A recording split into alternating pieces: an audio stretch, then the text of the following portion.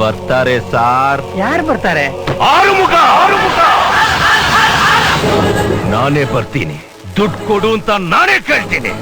Relax relax ಸತ್ಯ, relax. నువ్వెంత ఫూలివి సత్య.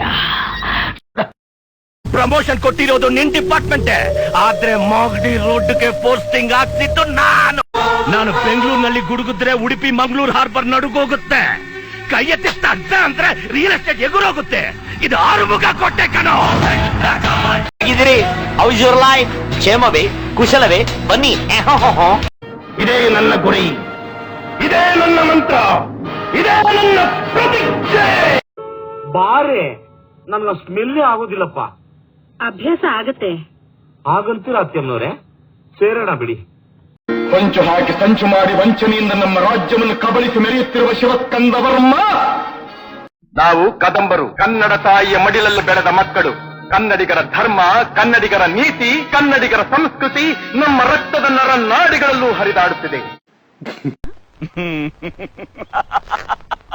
ಆ ಗರ್ಭದಲ್ಲಿರೋ ಮಗುಗೆ ಇವನಪ್ಪನ ನನಗೆ ಯಾಕೋ ಡೌಟ್ ಆಗ್ತಾ ಇದೆ. ಒಳ್ಳೆ ಶಂಡ ಇದ್ದಂಗಿದೆಯಲ್ಲೋ.